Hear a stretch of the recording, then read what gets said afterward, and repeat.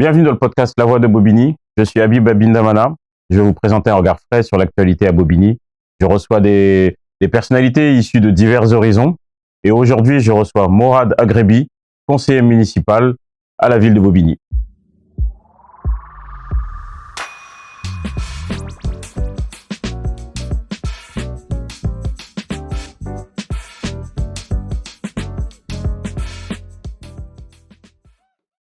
Bienvenue Morad.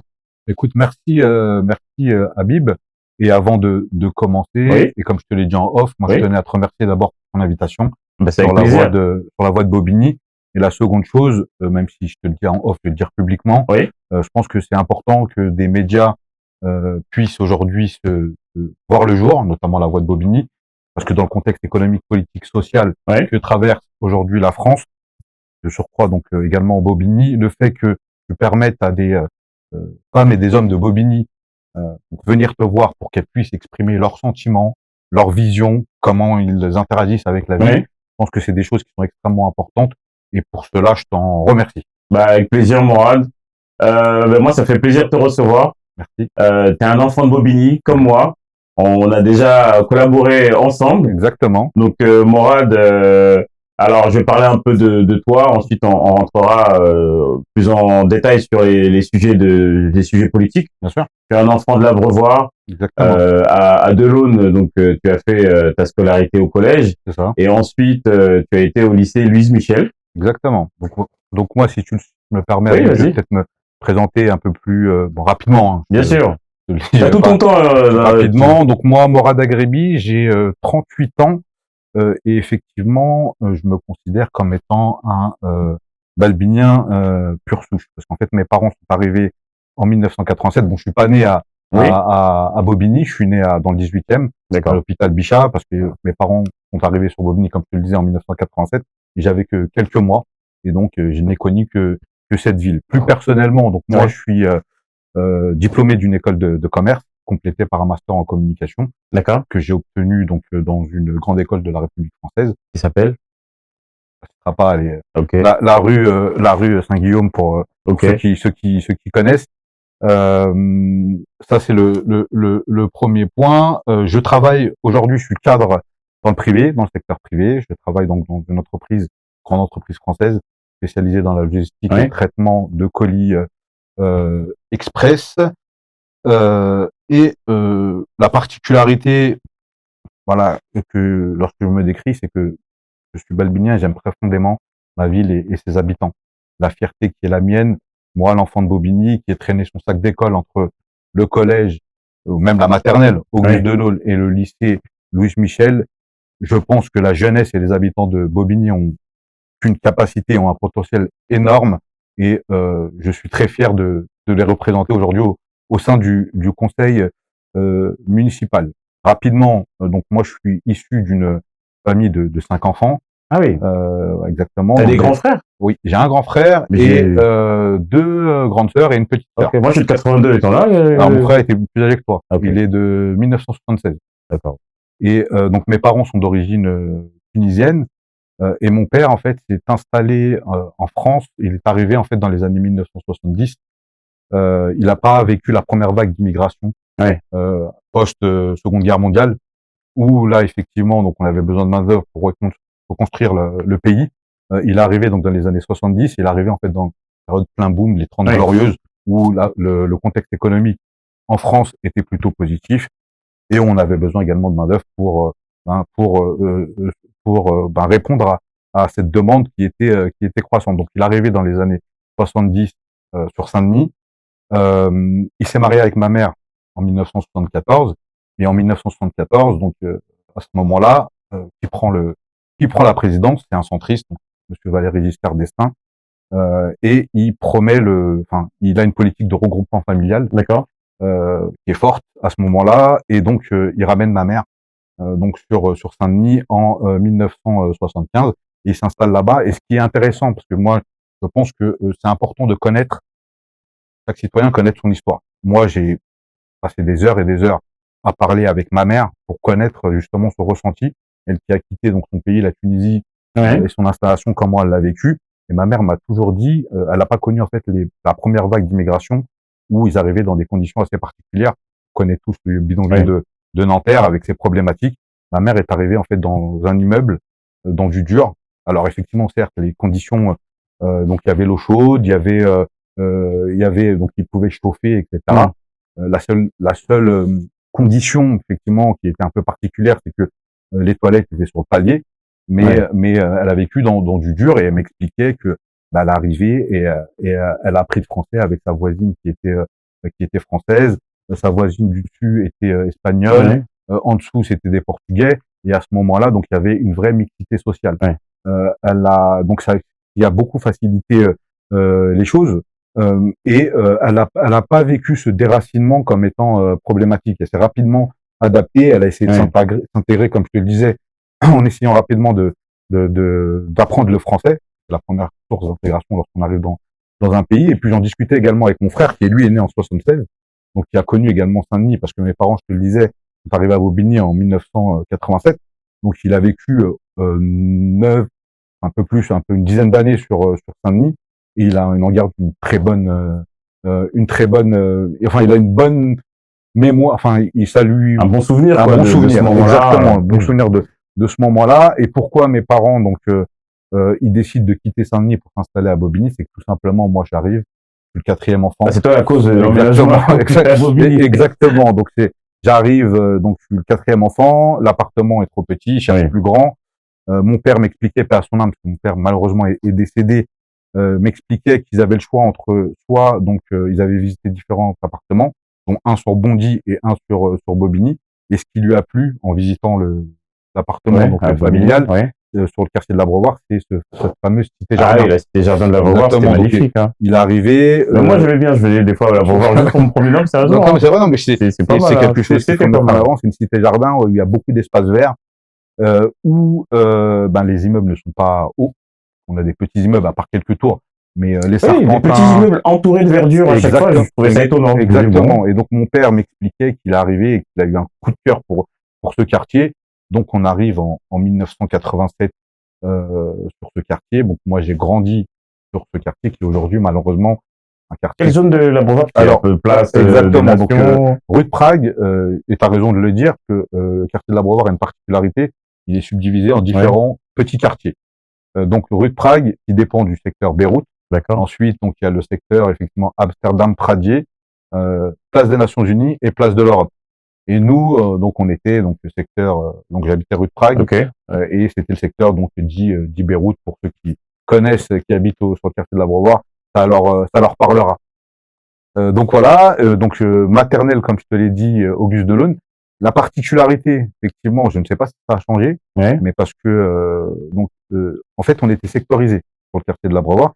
Nous, les personnes qui habitaient sur le secteur Beyrouth, on était rattachés plutôt à la partie pavillonnaire. Ah, vous n'alliez pas dans la même école, tellement c'était grand. Exactement. Donc, les personnes qui habitaient plutôt sur la place de l'Europe, eux, partaient donc maternelle, école maternelle Verlin, Vaillant, donc ce qui était vraiment dans le quartier. Nous, sur le secteur Beyrouth, on était rattachés à la zone pavillonnaire qui est juste derrière. Et on allait donc à la maternelle de l'Aune. Donc maternelle de l'Aune, école primaire de l'Aune, collège de l'Aune et puis lycée Louis Michel où j'ai eu un bac ES en 2004-2005. Donc et ensuite licence sur Paris 13. J'ai une licence en éco-gestion sur Paris 13. Et à ce moment-là, je côtoyais beaucoup pour préparer mes examens, donc Beaubourg, la fameuse bibliothèque exactement, à Beaubourg, avec un groupe d'amis, et on a rencontré d'autres personnes parce que je m'interrogeais sur ce que je voulais faire par la suite. Quel master et donc j'ai rencontré un ami que je salue, qui doit se reconnaître, qui s'appelle Anthony, avec qui on a sympathisé, un Parisien, et il me disait Mourad, tu te projettes comment pour l'avenir? Tu vas faire quoi comme cursus, etc. Lui, il préparait effectivement une école de commerce, mais plus avec un level plus élevé. Moi, je lui expliquais donc la problématique financière. On va rentrer dans le cas concret. Et puis, il m'a orienté, il m'a dit, tu sais, Mourad, aujourd'hui, il y a quelque chose qui se développe qui s'appelle l'apprentissage. Donc, il m'a orienté vers une école de commerce qui proposait de justement de faire son cursus en alternance. Donc, on est dans les années donc 2007, exactement 2007. Donc, je passe les concours donc cette école de commerce qui est à Saint-Germain-en-Laye, je l'ai reçu. Et ensuite, donc, je cherche une alternance et j'ai la chance de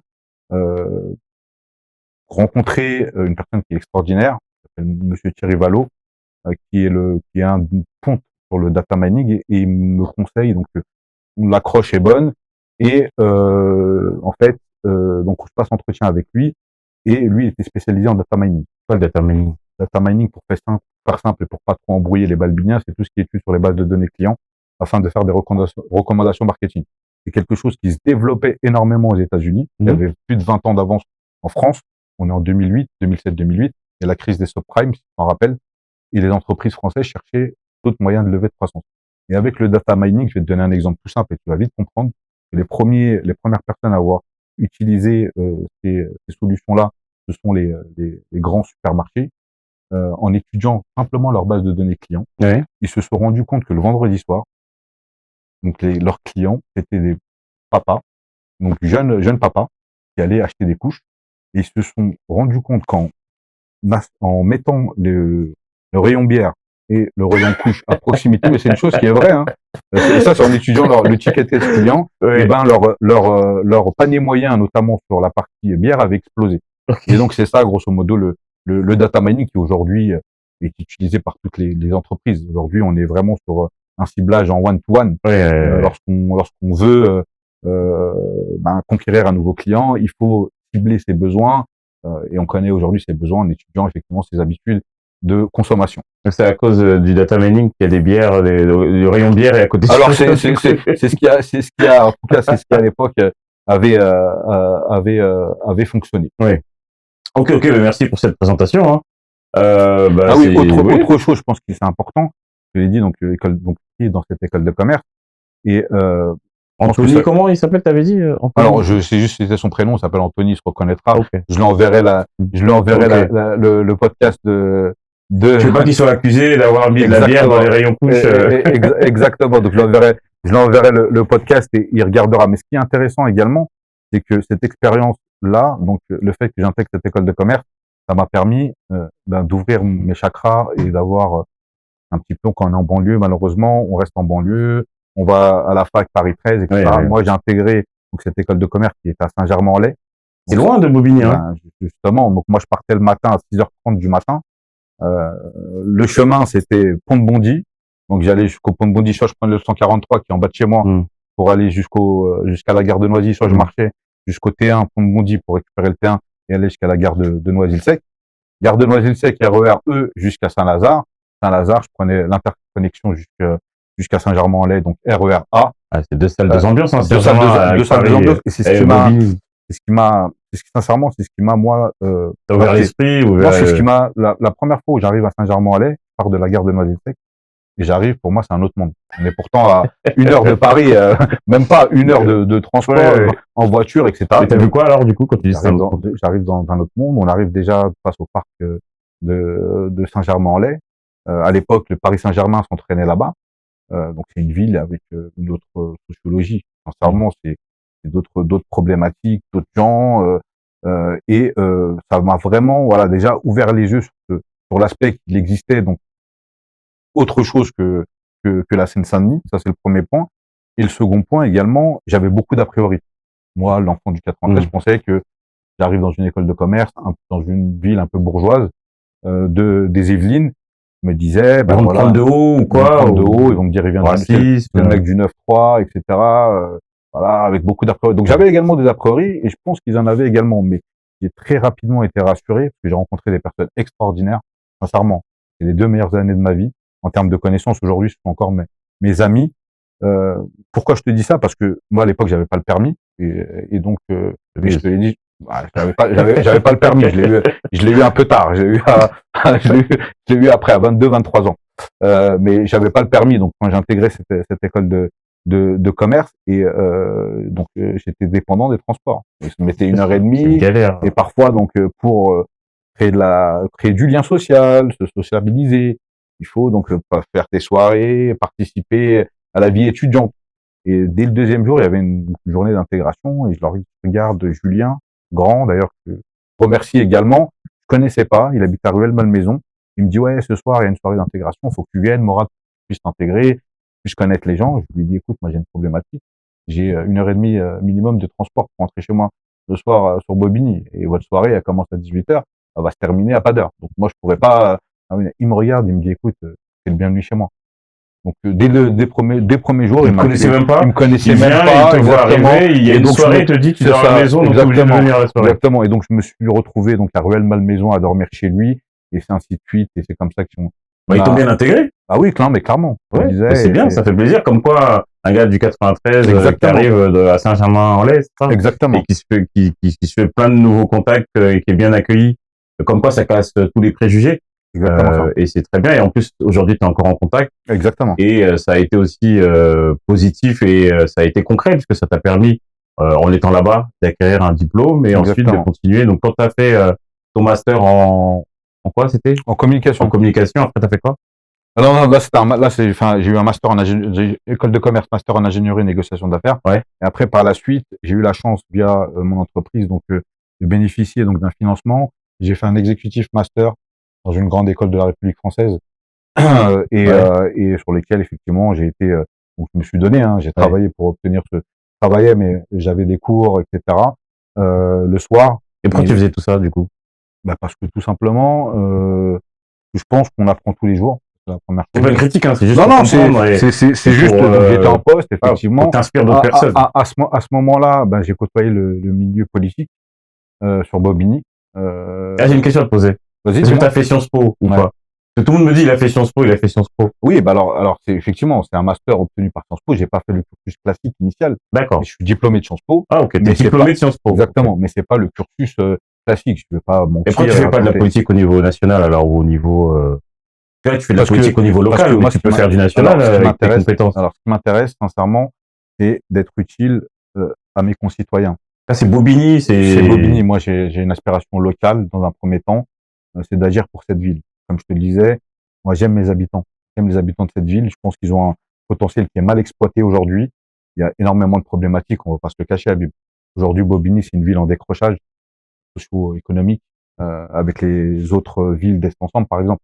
On est vers les plus bas. Je pense que c'est entretenu par je pense le maire communiste. Alors, je vais pas aller ce genre d'accusation, mais je pense sincèrement qu'il y a effectivement des choix politiques qui n'ont pas été, des décisions politiques et des tournants politiques qui n'ont pas été pris à certains moments, parce qu'aujourd'hui, j'ai ramené moi des éléments factuels et concrets. On en reparlera peut-être plus tard, mais que j'ai bossé sur cette interview. Quand tu m'as appelé hier soir à minuit, je me suis dit, écoute, il faut que j'arrive avec des éléments concrets qui parlent aux gens. Aujourd'hui, le diagnostic et la réalité sociale de Bobigny, c'est la suivante. Vas-y. Donc, si tu me le permets. Vas-y, lève-le un peu plus. Alors, si tu me le permets, aujourd'hui, Bobigny, c'est une ville de 55 000 habitants. Ouais. Donc, c'est la ville-préfecture de la Seine-Saint-Denis. Aujourd'hui, c'est 73% de son territoire qui est classé en géographie prioritaire de la politique de la ville. D'accord. Donc, les fameux QPV. Les fameuses cités, on va dire. Sur ces 73%, donc sur les 55 000 habitants, il y a 62% de son parc social qui est en logement social. Je suis pas contre le logement social. C'est beaucoup dire 62%. C'est énorme. Mais il n'y a pas de mixité dans le logement social. Il y a différentes typologies de logements sociaux. Il y a ce qu'on appelle le PLS. Quelle typologie à Bobigny? Nous, on est plutôt malheureusement, sur la typologie la plus basse qu'on appelle le PLAI, ou ou des personnes avec un revenu fiscal médian qui est moindre, souvent des familles monoparentales, peuvent prétendre à ce type de logement. Est-ce que justement il y a des logements entre guillemets plus. Voilà. Est-ce que c'est pas adapté à la population? Parce qu'il y a des habitants qui n'ont pas beaucoup, qui n'ont pas les moyens. Du coup, les logements sont adaptés en termes de qualité par rapport à leurs moyens. Je dis pas le contraire, sauf c'est une question. Non, mais tu as raison, je dis pas le contraire, sauf qu'aujourd'hui, on ne faut pas tout remettre sur la file de Bobigny, on va être dans la transparence également. Il y a une loi donc de péréquation, normalement impose à toutes les communes en France d'avoir 25% de logements sociaux. C'est pas 30. C'est 25% de logements sociaux. Sinon, ensuite, il y a une loi il y a une amende qui leur est adressée. Et certaines communes ne jouent pas le jeu. Notamment, je parlais de Saint-Germain-en-Laye. Pas sûr qu'à Saint-Germain-en-Laye, par exemple, ils préfèrent payer l'amende. Je pense. Je suis pas sûr qu'à Saint-Germain-en-Laye, par exemple, ce taux de 25% soit tenu.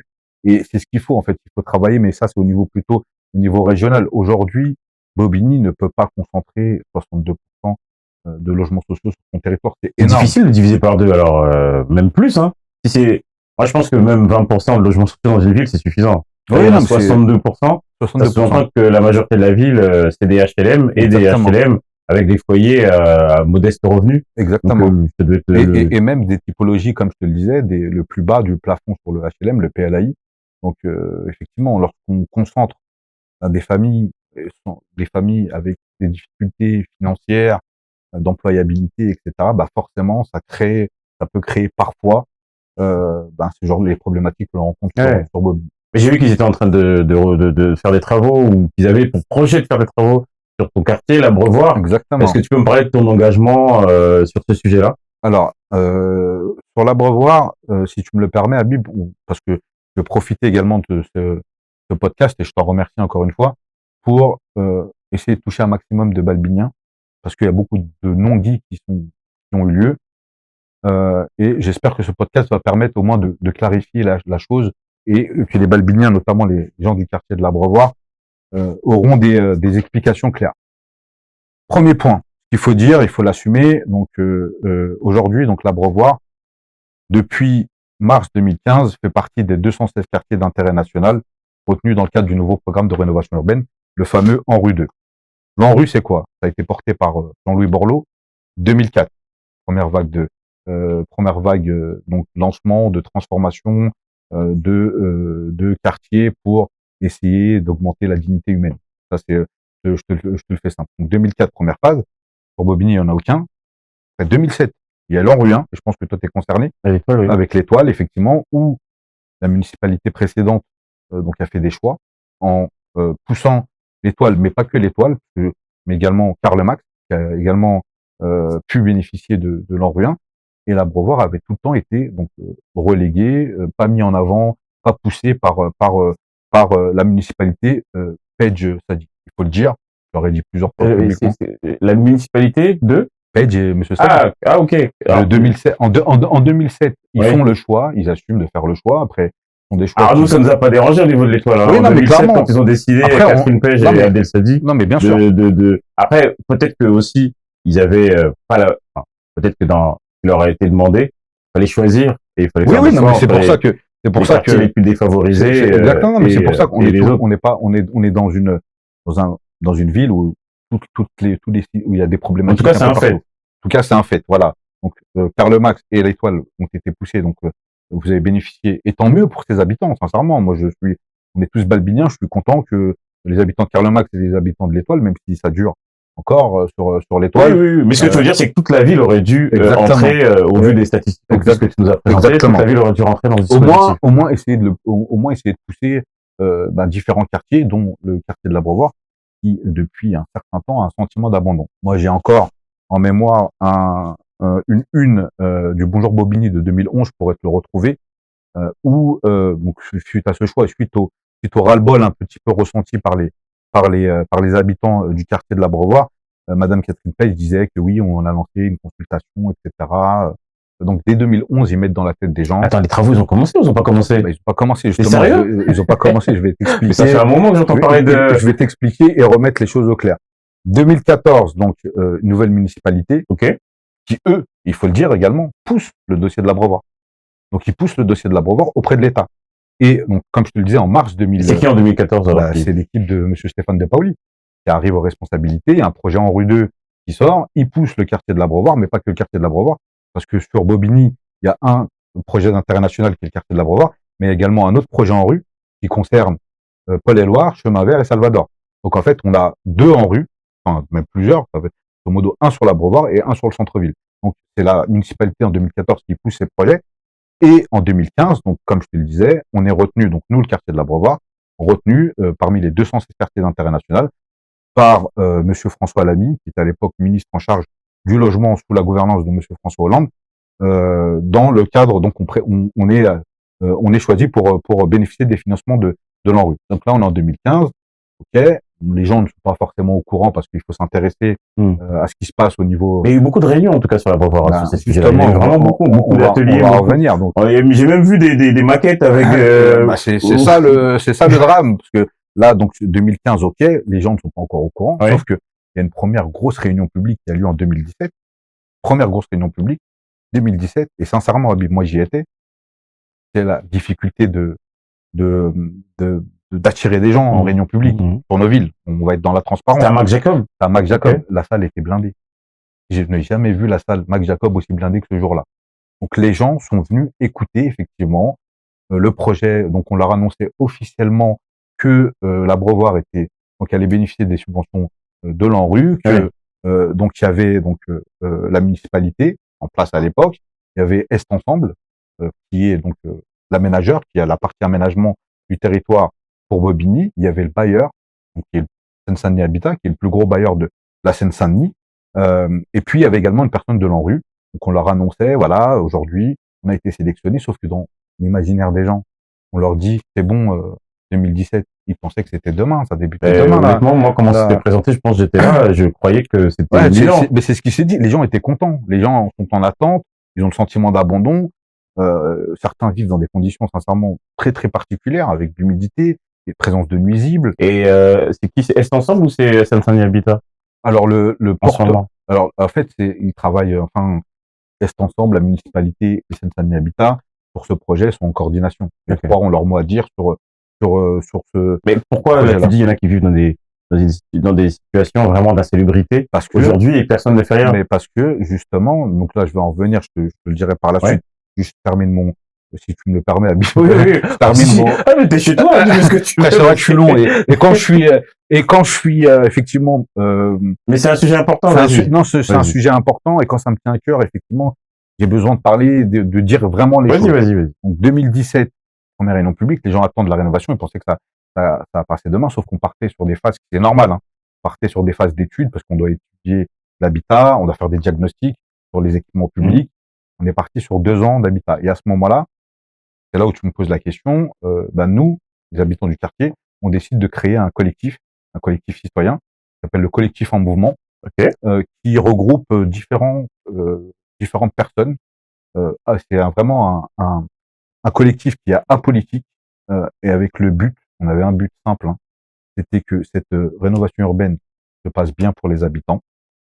C'était que les 3 objectifs de l'ANRU, 1, donc désenclavement du quartier, 2, mixité sociale dans l'habitat, 3, développement des commerces de proximité se développe, et c'était surtout de rendre une dignité à ces habitants qui attendent cette rénovation urbaine depuis X temps. Donc ce collectif, encore une fois apolitique, s'est formé. J'en ai pris un peu le lead parce que effectivement j'avais certaines les bagages, certains bagages, ça a été très très loin. On a eu la chance de rencontrer pour pousser justement, pour obtenir plus de financement, pour obtenir une double dérogation, notamment, c'était un de nos objectifs, pour que les habitants qui il y a de la destruction, reconstruction, qui souhaitent rester sur le quartier, puissent rester sur le quartier. Ceux qui veulent rester sur Bobigny puissent rester sur Bobigny. Ceux qui souhaitent partir puissent partir. C'était ça notre objectif, vraiment, que les souhaits des habitants puissent être respectés. Et de ce que j'ai entendu, c'est ce que avait pris comme engagement, donc, Est Ensemble. Moi, j'avais entendu qu'il y avait une partie des habitants qui allaient rester sur le quartier, justement, une partie sur la ville et l'autre partie sur Est Ensemble. Exactement. Non, mais exactement. Et ça, c'était en quelle année, ça? Donc, le collectif se crée en 2017. On travaille, etc.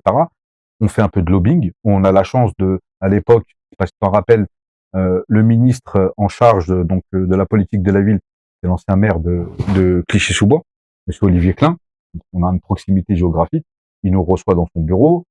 Moi, j'ai la chance, donc je rencontre monsieur Julien de Normandie, qui à l'époque était ministre de la ville également, donc en charge de ce projet en rue. J'ai la chance de rencontrer ses équipes pour pousser le dossier à Brevoort. Et on arrive donc en 2019 à une validation à l'ANRU, sur un projet qui était ambitieux, avec la destruction de la rue de Vienne, pour désenclaver le quartier, parce que là, que ce programme, l'un des sujets problématiques sur le quartier, c'est effectivement la place des Nations Unies, qui est enclavée. Donc, en détruisant la rue de Vienne, ça permettait de dégager cela et d'avoir une ouverture sur la place des Nations Unies. Le 1 rue du Luxembourg était également détruit. Ça permettait d'ouvrir également sur la rue de la Grande Denise. C'était vraiment désenclaver le quartier. Ce qui était également prévu, c'est de détruire le complexe Édouard Vaillant, où il y a la salle Mac Jacob, qui est vu comme, par les habitants, moi, quand je discute avec eux, qui est vu comme vétuste, comme vieux, avec donc l'objectif de reconstruire une nouvelle centralité de services publics sur un autre point, et ça permettait également d'ouvrir sur le marché avec les problématiques de stationnement. Et pourquoi pas travailler, parce qu'on a un quartier où il y a beaucoup, je pense que comme dans tout Bobigny, il y a beaucoup de problématiques de stationnement. Ça permettait, pourquoi pas, d'étudier la création d'un parking, ou on gagnait de la place là-bas, et d'ouvrir sur le marché et d'améliorer les conditions des marchands qui viennent s'installer le mardi, le jeudi et le dimanche sur le marché de l'Abreuvoir, mais également de soulager un petit peu les habitants du quartier. Aujourd'hui, pour trouver une place, c'est problématique, notamment. Et quand il y a le marché,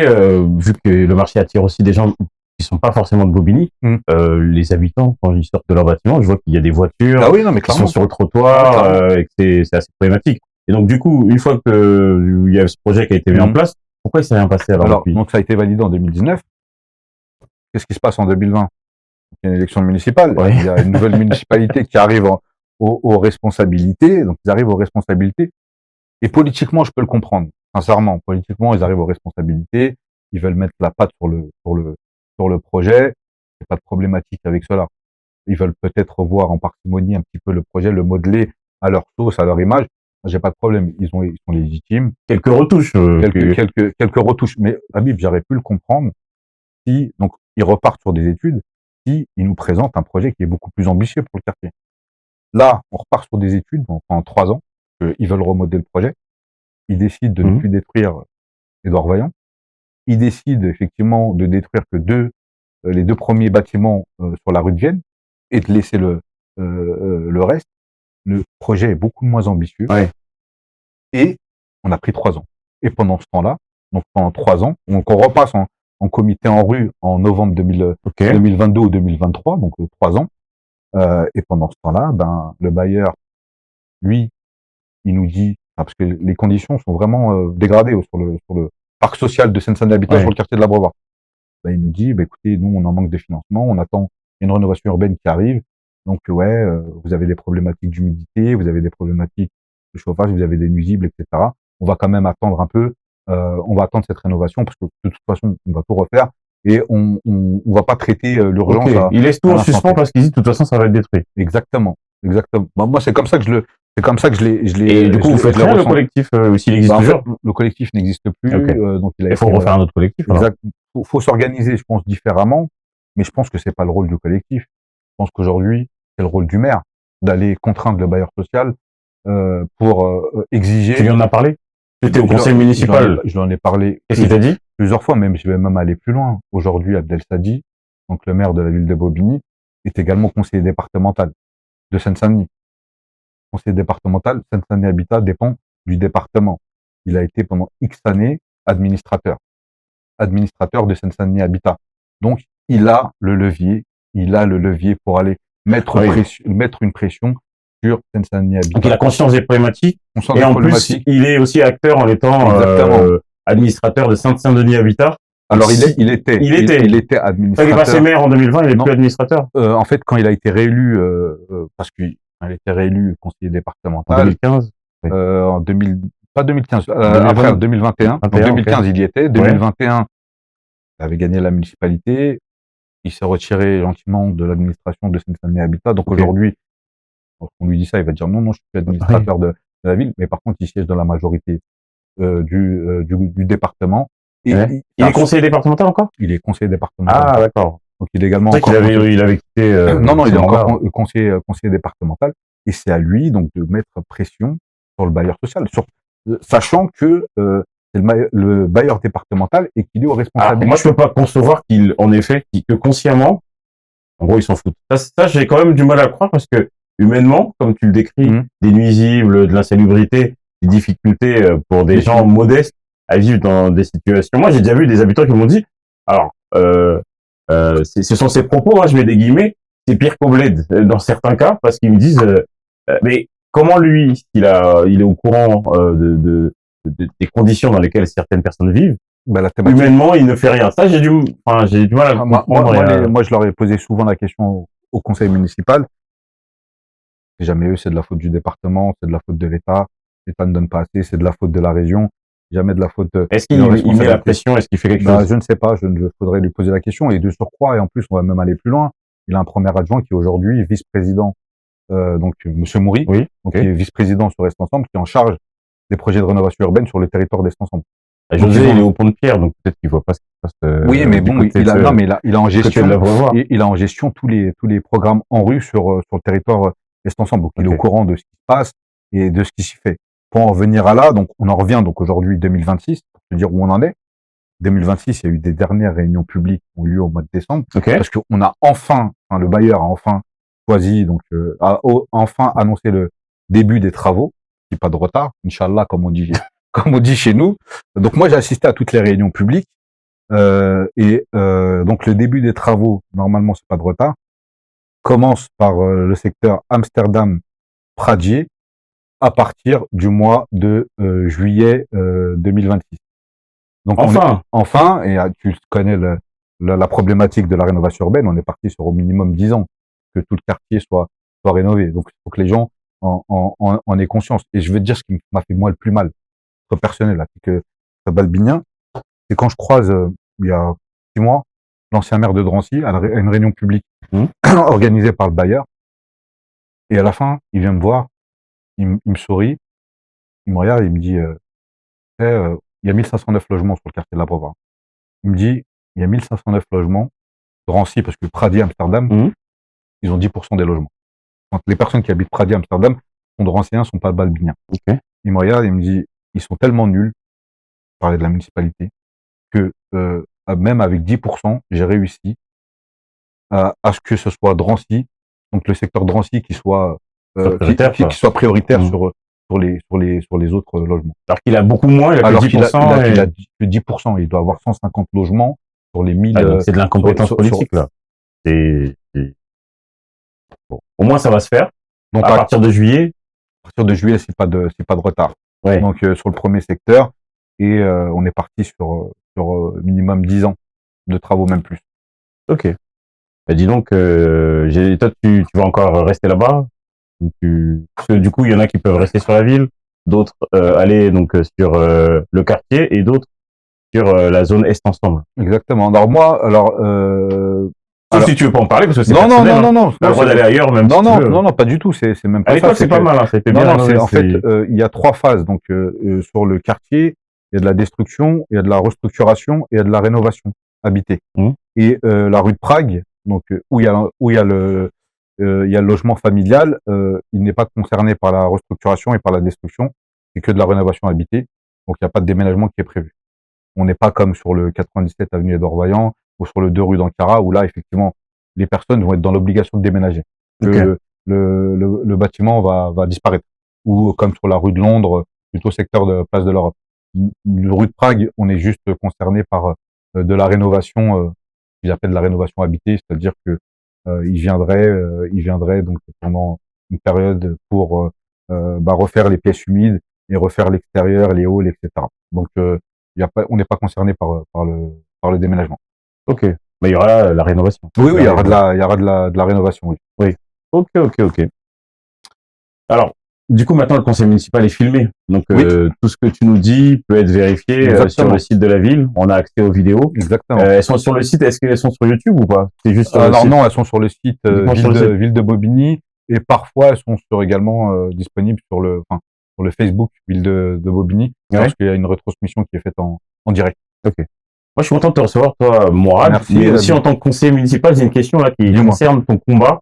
Et avec ton groupe, il y a eu récemment une hausse de la taxe foncière à Bobigny. Toi, en tant que conseiller municipal, et ton équipe, qu'est-ce que vous avez fait pour essayer de convaincre le maire de pas prendre cette décision? Est-ce que selon toi, il y avait des leviers? Est-ce que ces leviers ont été présentés au maire, c'est-à-dire des leviers pour éviter la hausse et faire des économies ailleurs? Voilà. Qu'est-ce que vous avez fait, donc l'équipe d'opposition, pour empêcher la hausse de la taxe foncière? Alors, ce qu'il faut savoir, c'est qu'aujourd'hui, effectivement, donc nous, on est 10 élus d'opposition qui siégeons au conseil municipal. Il y a 45 sièges. Ok. 45 sièges au sein du conseil, donc sur la ville de Bobigny. Nous, on est élus minoritaires. On a 10 sièges. Oui. Et il y en a 35 qui sont pour la majorité. Bien entendu, donc notre groupe d'opposition, donc Bobigny Ensemble, avons voté contre cette augmentation de la taxe foncière. Ça, c'était un positionnement qui a été très clair pour nous depuis le début, assumé, parce que aujourd'hui, Bobigny est la ville avec cette augmentation, mais même avant, déjà c'était une ville extrêmement taxée. Et aujourd'hui, avec cette augmentation de taxes foncières, qui fait plus de 10 millions d'euros pour les propriétaires par an, aujourd'hui, Bobigny devient malheureusement la ville la plus taxée de Seine-Saint-Denis. Donc Ah c'est oui. la numéro un en termes de taxes. Donc nous, notre positionnement, il a toujours été très clair sur cette partie-là. On était contre cette augmentation de la taxe foncière. Ça, c'est le premier point. Le second point, sur la partie levier, effectivement, aujourd'hui, lorsqu'on a une ville où on augmente les dépenses de personnel, la masse salariale de plus de 13 millions d'euros, parce que c'est par an, qui se répercute, et où on a une masse salariale qui explose, qui représente sur les 140 millions, 73 millions d'euros de budget, bah forcément, on a moins de levier. Mais ça, c'est une volonté politique qui a été assumée et dite par monsieur le maire. Et on n'est pas aux responsabilités. Nous, des préconisations, on lui en aurait faites. Sauf que forcément, il va pas nous écouter parce que il a été élu. Aujourd'hui, il est aux responsabilités. Et comme je lui dis, ce sont des choix politiques qu'il assumera. Ouais.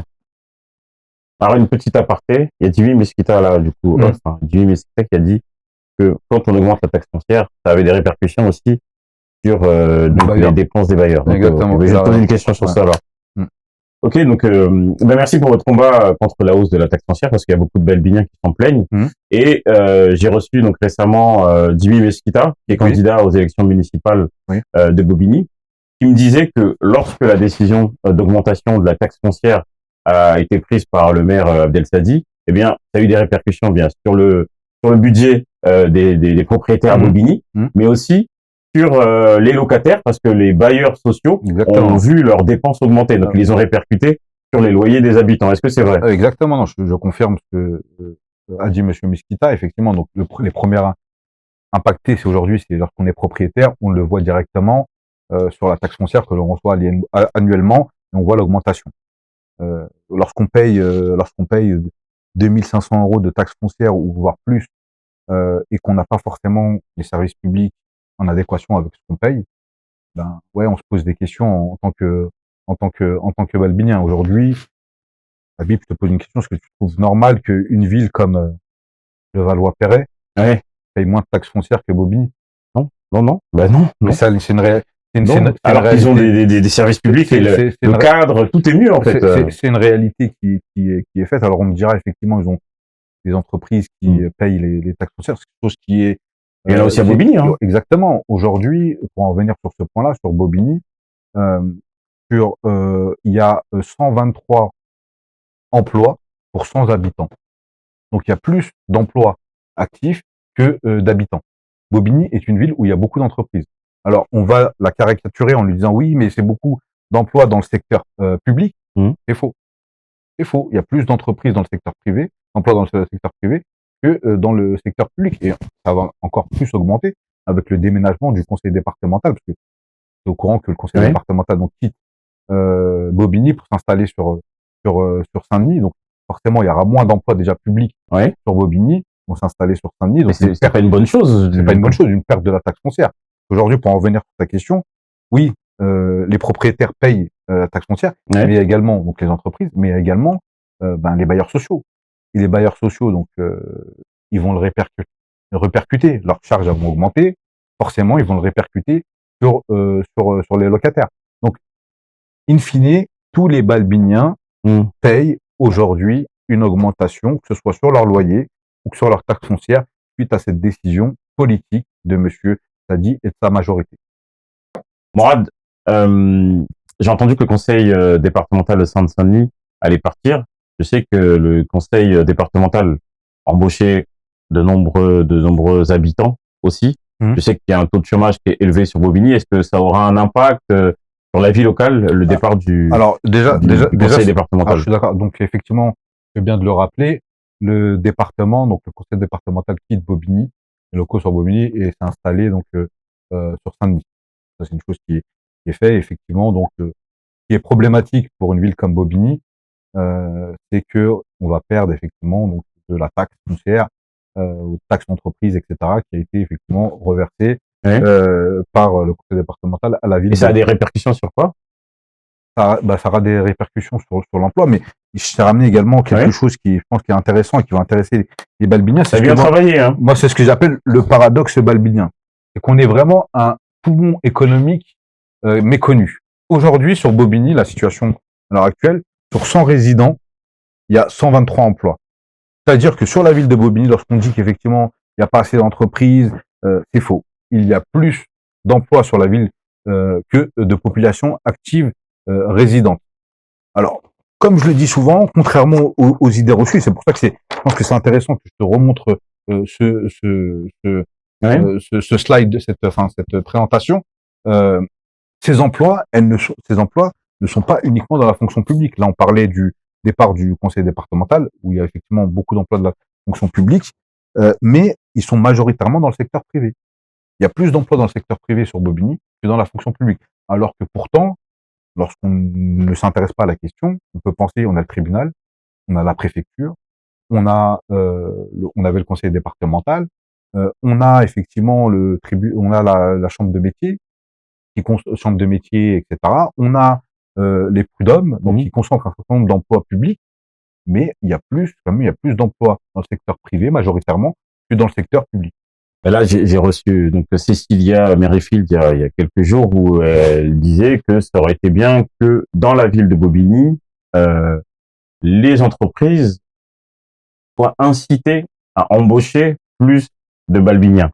Alors, du coup, Cécilia est une habitante de Bobigny, responsable associative. Ce n'est pas une politique, donc je ne vais pas lancer sur les sujets politiques, mais comment un maire peut arriver dans une entreprise et les contraindre ou les inciter à embaucher des Balbiniens? Si une entreprise privée, s'il n'a pas envie, il n'a pas envie. Donc s'il y a, tu disais tout à l'heure, 123 emplois pour 100 habitants, mais s'ils préfèrent embaucher des gens de Paris ou d'autres départements, entièrement d'accord. Ils peuvent faire ce qu'ils veulent. Enfin, je te pose la question. Non, ça tombe bien, et sincèrement, ce n'était pas préparé, Habib, parce que la question, effectivement, moi, j'y ai pensé. Oui.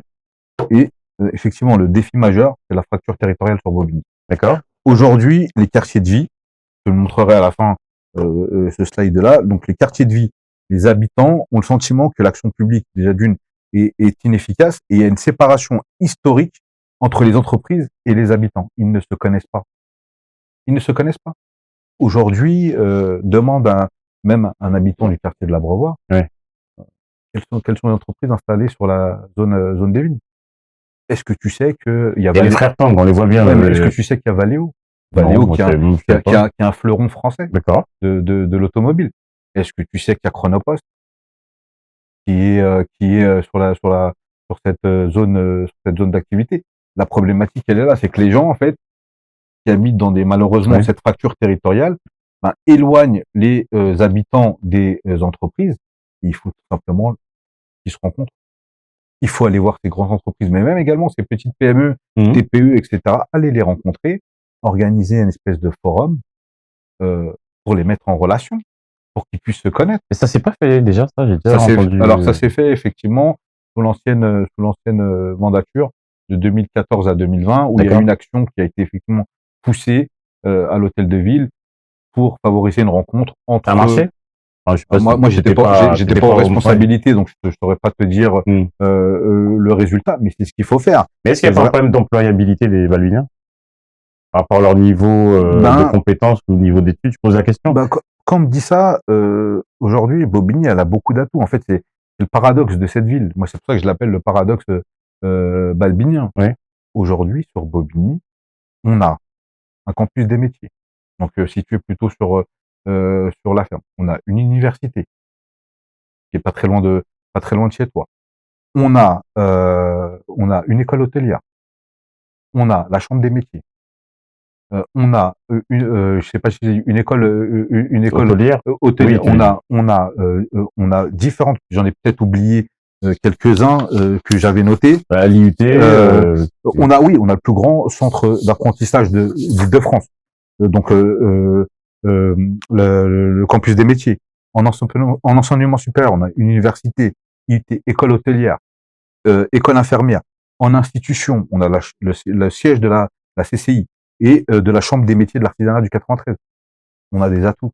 Sincèrement, on a des atouts et encore une fois, il faut simplement, je pense, travailler avec euh, les acteurs associatifs locaux qui, eux, ont une vision de ce qu'on appelle les invisibles, Ouais. les personnes qui sont hors champ parce qu'ils ont 15, 16, 17 ans, Il y en a ils sont beaucoup, sortis hein. il y en a beaucoup malheureusement, qui sont sortis de l'école, qui ne sont pas encore dans les radars parce que ils ne peuvent pas s'inscrire, Mm. ils peuvent pas enfin, ils sont hors radar, ce qu'on appelle les invisibles. Et ces personnes-là, qui peut les identifier, les orienter? C'est des personnes qui côtoient tous les jours, c'est le secteur associatif. Et je vais même aller plus loin. Moi, ce qui m'a également éveillé et donné cette éducation citoyenne, moi, c'est le secteur associatif également. Ah bon, c'était quelle association? Pour les habitants du quartier de l'Abreuvoir, les plus anciens Ouais. du moins, moi, la première association que j'ai connue, j'avais certaines facilités à l'école, mais j'étais un peu turbulent, etc. Et il y avait le Caredas, donc ça s'appelle le Caredas. Ok. C'est qui le président? C'est pas Alors, obligé de le dire, hein. non, non, Est-ce que je le c'était, connais? non, c'est des anciens du quartier, Ah, c'est les anciens. mais c'était tenu par, donc il y avait Moigny Dieng, il y avait il y avait Leïla Bouzidi, etc., qui était derrière cette création de cette structure, avec pas mal également de grands du quartier qui donnaient un coup de main. En fait, le but, c'était simplement de donner l'opportunité aux habitants, mais de tous les quartiers de l'Abreuvoir, pas que de Beyrouth, Mhm. de la place des Nations Unies, parce que l'appartement était sur la place des Nations Unies. Dans un appartement? C'était dans un appartement, mais Il n'y a pas de local, ils ont eu. non, c'était dans un appartement sur la place des Nations Unies, et ça nous permettait, moi, ça me permettait d'aller rencontrer mes petits camarades de la place des Nations Unies, Ouais. que je connaissais pas forcément, Luxembourg, etc. Et on se réunissait et on faisait nos devoirs là-bas. Et je pense que c'est extrêmement important parce que l'éveil à la citoyenneté et l'éducation citoyenne, donc effectivement, il y a la famille qui doit avoir son rôle, Ouais. il y a l'école, Mm. mais également les structures associatives, les petites structures associatives locales qui font un travail monstre et qu'il faut, je pense, pousser. Donc le maire doit s'appuyer sur ces structures-là pour cibler les problématiques, notamment de décrochage, pour ensuite proposer des solutions et accompagner au Moi, je mieux. pense pas que le maire. Je pense également, il y a eu également, donc qui a été poussé mais qui a été abandonné. Je pense que c'était une bonne idée qui a été faite par, justement, c'est d'aller récupérer les invisibles, et qui a été poussé par l'État. Ok. On a aujourd'hui un délégué interministériel en charge justement de ces questions-là, pour qu'on puisse s'appuyer sur les structures associatives locales et puis raccrocher les wagons. Parce que lorsqu'à 15, 16, 17 ans, on ne fait plus rien de sa journée, Oui, ça c'est risque un d'être, problème. c'est Ouais, problématique ouais, même ouais. pour sa vision et pour sa vie future. Et ça peut créer, malheureusement, ce qu'on peut connaître parfois dans nos villes. C'est vrai, c'est vrai, c'est vrai. Bon, en tout cas, très intéressant. Merci pour ton analyse. Merci, Habib. Je vais parler des élections municipales. Oui. Déjà, tu es au courant qu'il y a plusieurs candidats, et je le répète, qui sont les bienvenus et qui sont invités. Abdel Sadi, Dimi Mesquita, Abdel Sadi, Ouria Gendouzi, il y a qui encore comme candidat, j'ai oublié qui. Alors, il y a Yasmina, donc Yasmina Chaloua, avec Olivier Chauvin, Yasmina, elle est déjà venue. que tu as reçu, il me semble. Voilà. Et puis il y a Florian Bouketib, et je vais même t'en donner un sixième, parce que c'est une personne que j'ai rencontrée récemment Ok. au sein du quartier de l'Abreuvoir, qui fait tout le temps une liste. Il a lutte ouvrière, qui s'appelle Rodolphe Fégé. D'accord. Je l'ai vu après, c'est en off, hein, c'est pas encore officiel, mais moi, m'a confirmé qu'effectivement, il montait une liste pour les élections municipales. C'est ce qu'il a fait en 2020, et c'est ce qu'il a fait, il me semble, en 2000. Et je le vois dans toutes les élections. Rodolphe, t'es le bienvenu, hein, envoie-moi un mail. Il y a le il est habitant du quartier de l'Abreuvoir. Je l'ai rencontré dans une réunion publique, et je lui ai posé la question, je lui ai fait: Rodolphe, cette année, est-ce que tu montes une liste? Il me dit: oui, moi je monte une liste cette année, et j'y vais. Mais si tu le vois, donne-lui mon numéro, tu lui dis il est le bienvenu, on va parler politique. Il a une vision qui est différente de la mienne, mais c'est ça qui est intéressant. Exactement. Donc Rodolphe, comment? PG. Voilà, il est le bienvenu. Donc est-ce que toi tu serais candidat? Alors moi je serais candidat, je veux m'impliquer sur une liste. D'accord. Où je prendrai toute ma place. Mais c'est ta question, est-ce que tu seras tête de liste? C'est ça ta question? Non. Est-ce que tu seras candidat? Est-ce que tu seras dans la campagne avec une équipe ou éventuellement candidat en tête de liste? Mais déjà, est-ce que tu seras impliqué dans cette élection? Je serai impliqué dans cette élection municipale. Je pense qu'il est crucial. est important pour l'avenir de Bobigny. Aujourd'hui, je pense que si on ne réussit pas ce mandat, et ça je l'assume et je le redis, donc de 2026, je pense qu'on prendra trop de retard et que de remonter la pente, ça sera trop, voire très très difficile. Pourquoi je te dis ça, Habib? Parce qu'on arrive en 2026. Aujourd'hui, il y a des mobilités. Enfin, il y a, je le disais, les projets de rénovation urbaine qui concernent quand même 3000 habitants sur le quartier. Il faut absolument les réussir. Et c'est aujourd'hui que ça se passe. C'est aujourd'hui que ça se passe sur l'Abreuvoir et sur le centre-ville. Et j'insiste dessus. Salvador, Chemin Vert, Paul-et-Loire, il faut réussir cette transition et cette transformation urbaine. Si on ne réussit pas cette transformation urbaine, ça va être très compliqué. Ça, c'est le premier axe.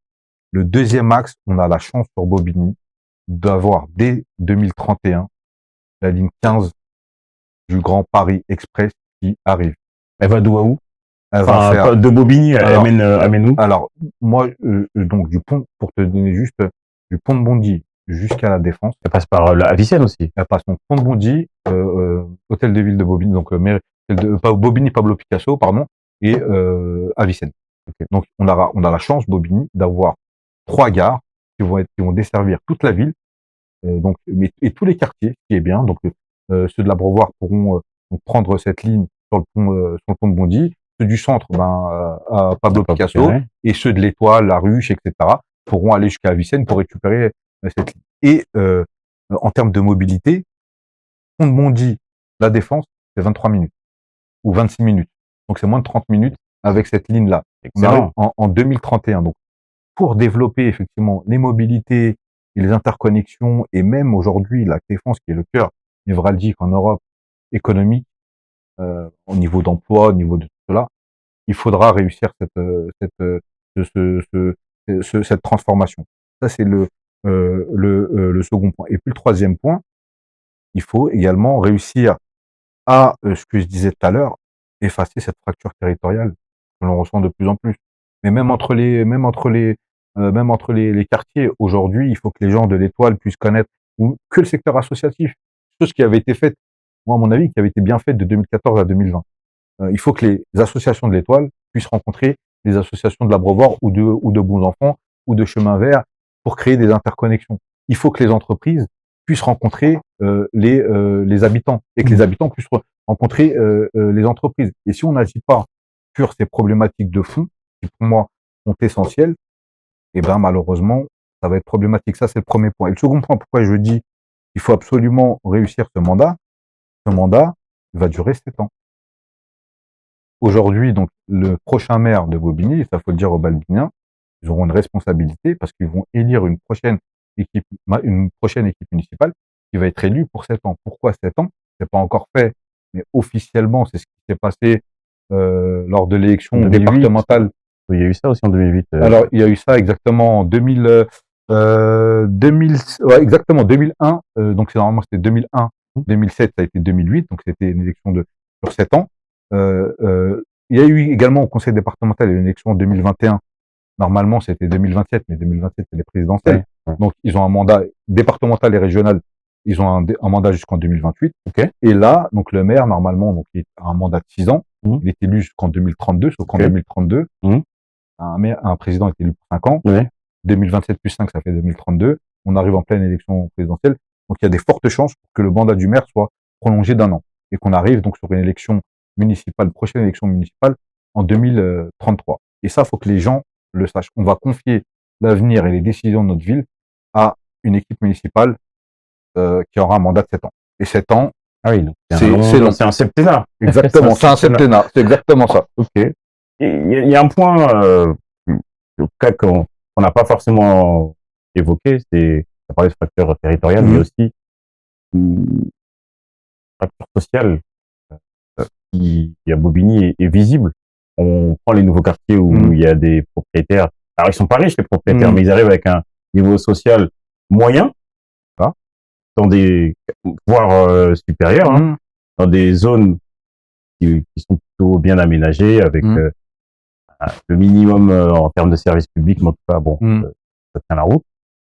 Et à côté, comme le cœur de ville justement, à côté, on a des logements de Saint-Denis Habitat, vétustes avec, j'ai vu un reportage, alors je me rappelle plus c'est dans quelle cité, il y a eu un reportage dans le Parisien. Mmh. C'est dans quelle cité où il y avait une dame qui disait qu'elle vivait, il y a des rats qui rentraient de partout. Alors c'était juste à côté de la piscine en fait, C'est à côté de la piscine. rue des Républicains Espagnols.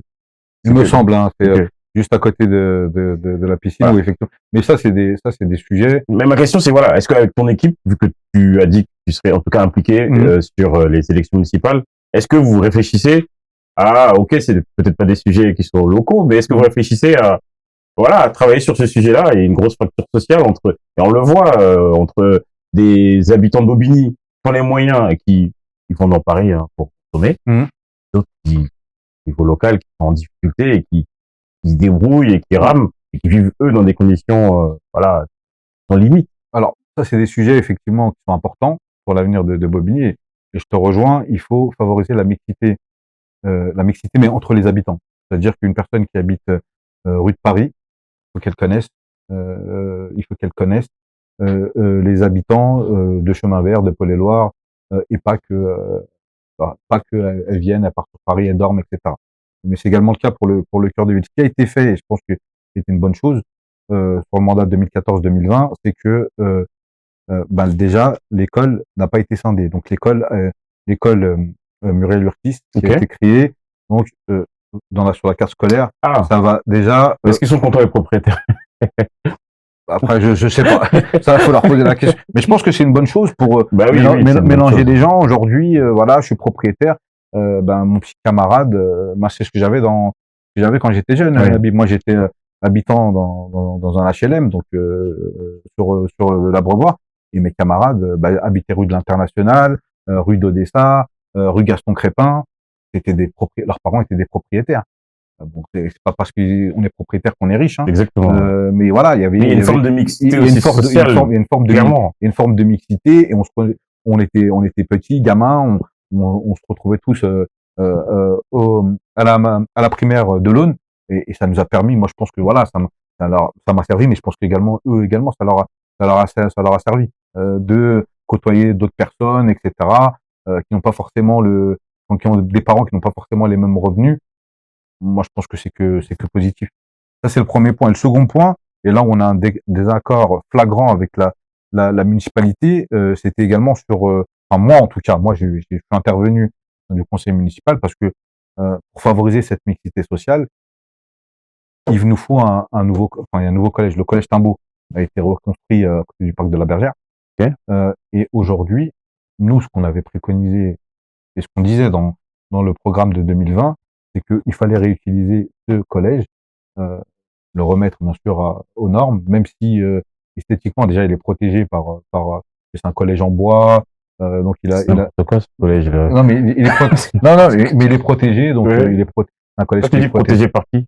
Par quoi? Alors, je Il suis pas a un spécialiste, je suis pas un patrimoine la culturel voilà, exactement, ou historique? l'architecte qui a construit ce projet, donc il tient, je pense il a été peut-être protégé, je sais pas par quel organisme, je pourrais pas te dire des Je sais même pas bêtises, mais en s'il tout est cas, assuré, ce collège. Il y a des fuites partout. Il est en bois. Déjà, non, mais, c'est dangereux.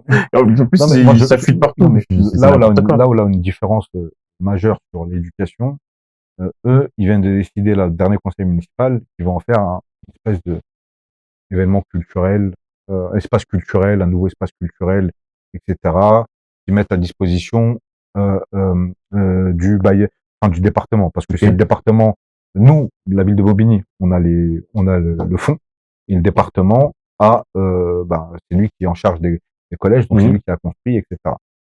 Nous, le deal qu'on aurait voulu faire en 2020, c'était effectivement de dealer avec le département, le rachat symbolique, donc à 1 euro du collège, Mhm. et de le remettre à neuf et de redévelopper un nouveau collège, parce que aujourd'hui nos écoles sont en saturation. Je pense qu'il manque, vu la population, a augmenté de plus de 10 000 habitants On en a combien l'espace, d'habitants là? on est à 55 000 habitants aujourd'hui, environ 55 000 habitants. Donc il y a des besoins en termes d'éducation. Il faut mettre l'accent sur la jeunesse. Aujourd'hui, Bobigny, c'est une ville extrêmement jeune, la ville. Je crois que 45% de la population a moins de 30 ans ou 35 ans. Oui, c'est ce qu'a Donc, dit Mimesita, ouais. c'est une ville qui est extrêmement jeune. Prioriser la jeunesse. Il faut vraiment prioriser sur l'aspect jeunesse. Il faut avoir un travail sur cette partie-là. Bah, j'espère que vous allez réussir à décliner tout ça dans votre Programme. projet, dans votre programme. Il sort quand le programme? Ben là, il sortira prochainement. Il sortira prochainement.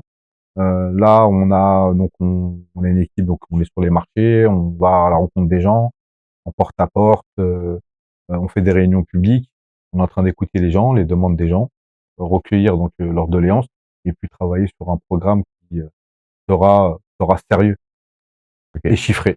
Et dans les candidats, donc j'ai cité Ouria, Abdel, Jimmy, Florian, Monsieur Frégé, Léger, voilà. Frégé, oui. Tu vois qui aurait les épaules et les compétences t'es pas obligé Non, mais je vais le dire. Et de toute façon, c'est secret pour personne. Et moi, j'ai rejoint et je soutiens donc la liste de Jimmy Mesquita.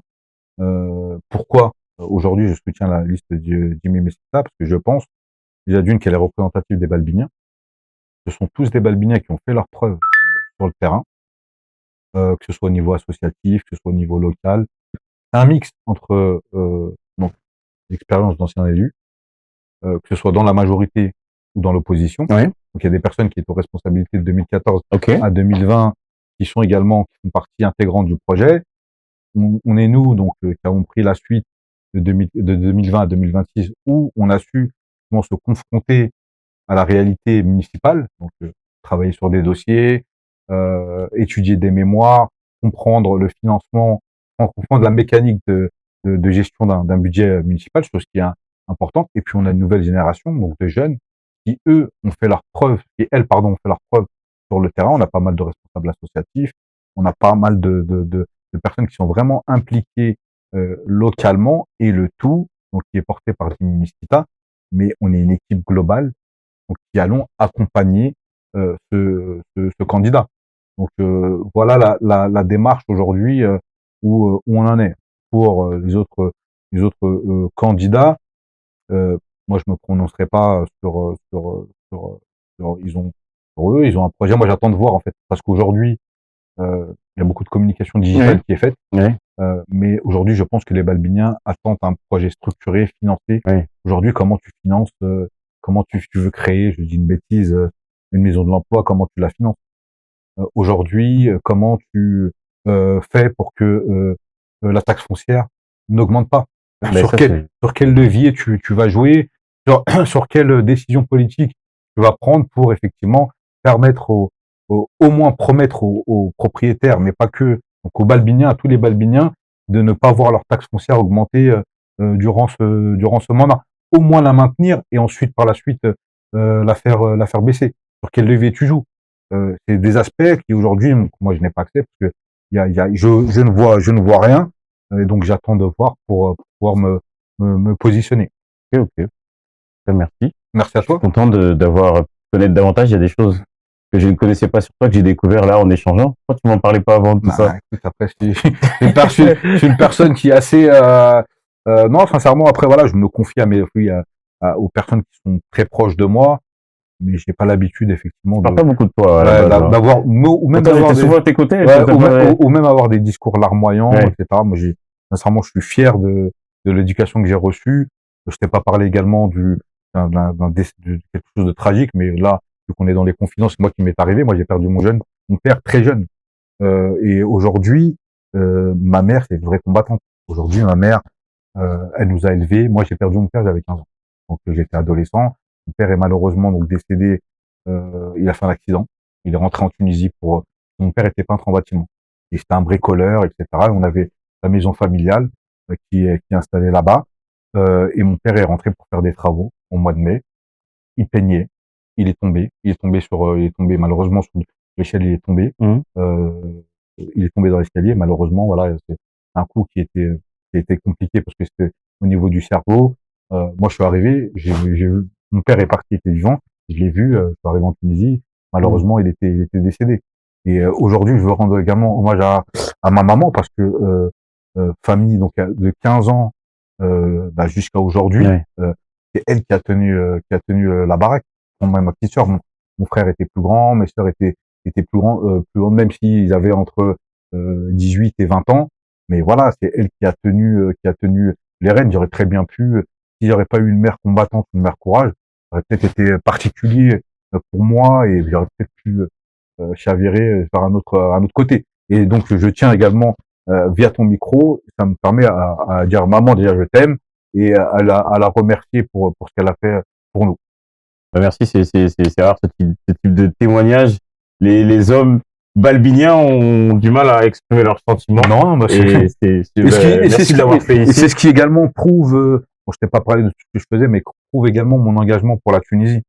Et je te vois des fois, on peut en parler, hein, moi, je te vois des fois, je vois des photos où tu es avec des ambassadeurs. Oui, oui, Et bon, je me suis dit que je t'en parlerai quand je te verrai. oui, bah, c'est ce Et qui, c'est l'occasion, qu'est-ce bah, que tu fais avec en fait, eux? bah, c'est ce qui prouve ce côté, cet attachement pour la Tunisie. Donc, moi, j'habite, enfin, la maison familiale est en périphérie, banlieue sud de Tunis. Donc, pour ne pas la citer, donc, Elias Minet, qui est à côté de Ben Arous, donc, qui est un gouvernorat en Tunisie.